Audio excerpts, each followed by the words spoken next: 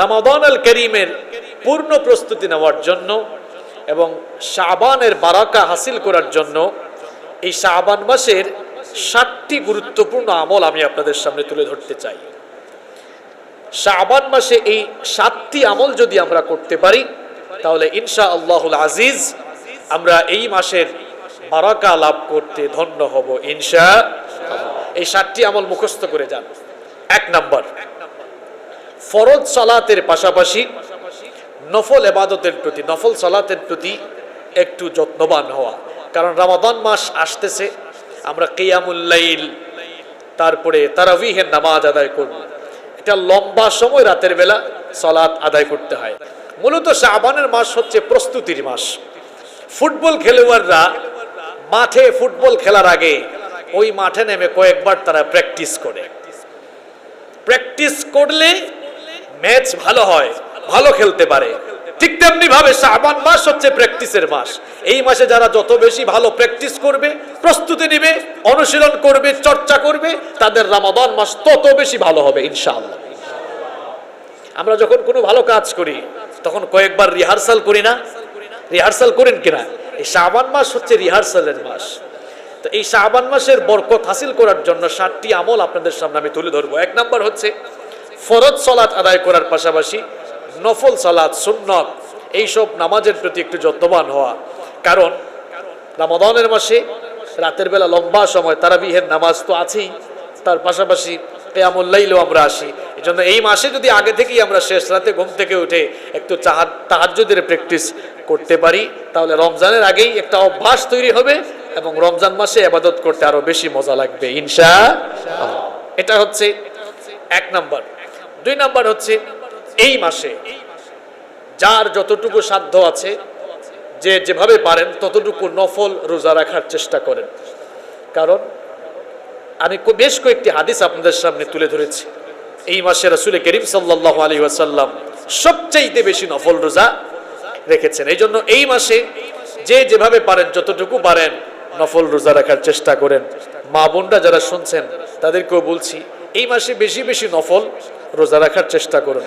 অন্তত পক্ষে ছুটির দিনে, যেদিন আপনি বাসায় থাকেন, ওই দিন আপনি রোজা রাখুন। বিশেষজ্ঞ উলামায়ে কেরামগণ বলেছেন যে মূলত এই মাসে রোজা রাখার তাকিদ এই জন্য দেওয়া হয়েছে, 1 বছর পরে হঠাৎ করে যখন আপনি রমজান মাসের রোজা রাখা শুরু করবেন একটু কষ্ট হবে। আগে থেকেই যদি আপনি এই মাসে কিছু প্র্যাকটিস শুরু করে দেন, একদিকে আল্লাহ রাসূলের সুন্নাহও ফলো হলো, সওয়াবও পেলেন, আবার অপর দিকে রোজা রাখার একটা অভ্যাসও তৈরি হয়ে যাবে ইনশাআল্লাহ। এটা হচ্ছে 2 নাম্বার আমল। 3 নাম্বার হচ্ছে রমজান মাসে আপনারা অনেকে যাকাত দিয়ে থাকেন। যদি পারেন এই মাসে যাকাতটা দিয়ে দেন, বেশি ভালো হবে। আপনি বলবেন হুজুর এই মাসে যাকাত দিয়ে দিব কেন? এটি রাসূল করিম সাল্লাল্লাহু আলাইহি ওয়াসাল্লামের অসংখ্য সাহাবী এবং তাবেঈদের আমল ছিল। তারা এই মাসে শাবান মাসে যাকাত দিয়ে ফেলতেন। এই মাসে যাকাত দেওয়ার কিন্তু একটা উদ্দেশ্য আছে। উদ্দেশ্যটা কি বলবো?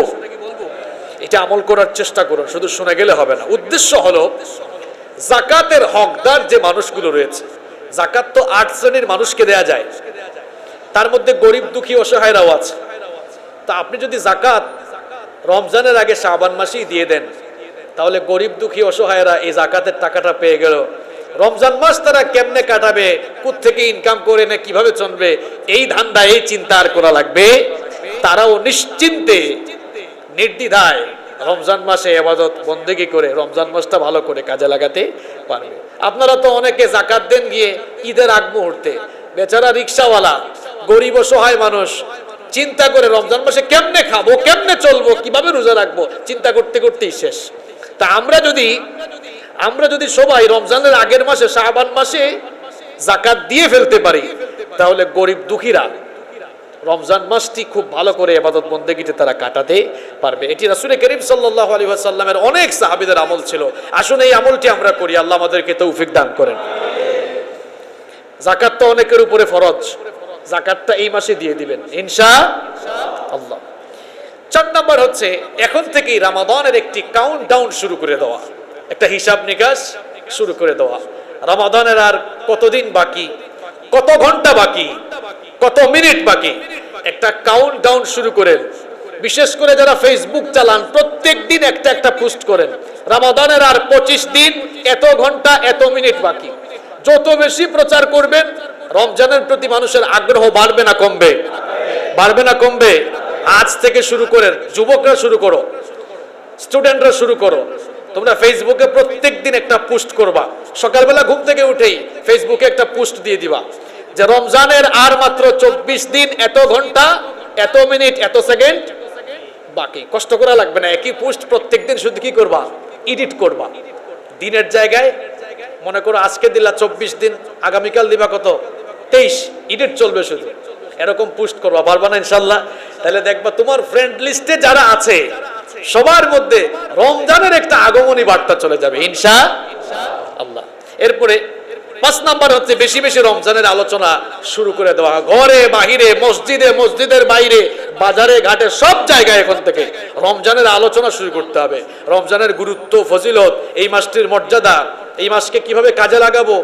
এরপরে রমাদানের মাসআলা মাসাইল, সুযোগ থাকলে মসজিদের ইমাম সাহেবকে দিয়ে অথবা আশেপাশের যে কাউকে দিয়ে প্রশ্নোত্তর করব, অথবা রমজান কিভাবে কাটাবো, ফর্মুলা কি হওয়া উচিত, এই সংক্রান্ত আলোচনা বেশি বেশি করা।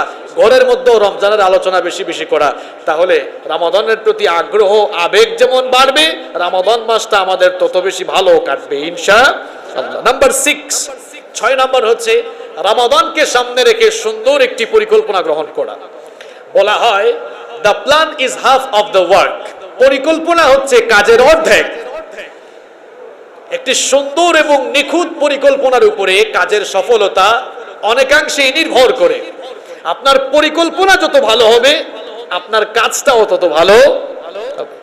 পরিকল্পনা ছাড়া কেউ যদি বিল্ডিং ওঠানো স্টার্ট করে, দেখবেন খালি বিল্ডিং, দেয়াল ভাঙবে একবার, পিলার ভাঙবে একবার। আগে থেকেই যদি পরিকল্পনা না করে, ডিজাইন না করে, আপনার রমাদান কোনো কাজেই লাগবে না, ইফেক্টিভ হবে না। যদি আগে থেকে একটি প্ল্যান পরিকল্পনা না করেন, পরের বছরের রমাদান আপনি পাবেন কিনা আপনি নিজেও জানেন না। কারণ বিগত বছরের রমাদানে অনেকে ছিল, এই বছরের রমাদান আসার আগে তারা পৃথিবী থেকে চলে গিয়েছে। এমনও হতে পারে এই বছরের রমাদান আপনার আমার জীবনের শেষ রমাদান। আপনি আপনার অন্তরে এই ফিলিংস জাগ্রত করুন, এই অনুভূতি জাগ্রত করুন, আর মনে হয় রমজান মাস পাবো। আল্লাহ নবী কি বলেছেন? ওই ব্যক্তি ধ্বংস হয়ে যাক, ওই ব্যক্তির উপরে লানত যে ব্যক্তি রমজান মাস পেল এরপরেও গুনাহগার থেকে গেল, সে ধ্বংস হয়ে যাক। নাউযু বিল্লাহি মিন যালিক। নিজেকে ধ্বংসপ্রাপ্ত লোকদের কাতারে শামিল করাইয়া নিয়েন না। মনে করুন এটি আপনার জীবনের শেষ রমজান। যুবক ভাইরা মনে করছে আমাদের বয়স কম, এই কথাটি আমাদের জন্য না। তোমার মতো কত যুবক মারা যায় তুমি দেখো না? তোমার মতো কত ছাত্র মারা যায় তুমি দেখো না? প্রত্যেককেই এই বছরের রমাদান আসার আগে একটি সুন্দর পরিকল্পনা নিতে হবে। এই বছরের রমাদান আমার জীবনের শেষ রমাদান, এটি মনে করে সুন্দর একটি পরিকল্পনা গ্রহণ করুন যে এই বছরের রমাদানকে কিভাবে আপনি ইফেক্টিভ করবেন, কিভাবে আপনি এই বছরের রমাদানকে কাজে লাগাবেন। আপনি আপনার মতো সুন্দর একটি পরিকল্পনা, প্রয়োজনে সুন্দর একটি রুটিন তৈরি করুন, যে রুটিনের ভিত্তিতে আপনি রমজান মাস কাটাবেন। আল্লাহ যেন তৌফিক দান করেন, বলেন আমিন। গেল নাম্বার 6। 7 নাম্বার হলো বিগত বছরের রমাদানের রোজা যদি কারো কাজা হয়ে থাকে, এই বছরের রমাদান শুরু হওয়ার আগেই সে কাজা আদায় করে ফেলতে হবে। কাজা কিংবা কাফারা কারো যদি বাকি থাকে আদায় করে ফেলতে হবে। কারণ এক বছরের রমাদান কাজা রেখে অন্য বছরের রোজা আপনি কেমনে শুরু করবেন? বিশেষ করে মা বোনদের কাজা থাকতে পারে।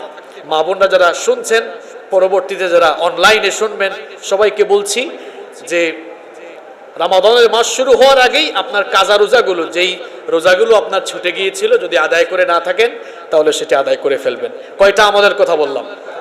কয়টা আমলের কথা বললাম? মাথায় আছে না গেছে? এই 7টি আমল যদি আমরা করতে পারি তাহলে রমাদানের জন্য যেমন একটি সুন্দর প্রস্তুতি নেওয়া যাবে, পাশাপাশি শাবান মাসের বরকত হাসিল করা যাবে ইনশাআল্লাহ। আল্লাহ তাআলা এই আমলগুলো করার তৌফিক আমাদেরকে দান করুন। ভিডিওটি ভালো লাগলে অবশ্যই সবাই লাইক, কমেন্ট, শেয়ার করবেন এবং আমার এই চ্যানেলটিকে সাবস্ক্রাইব করে পাশে থাকবেন নিয়মিত নতুন নতুন ভিডিও পেতে। সবাইকে ধন্যবাদ।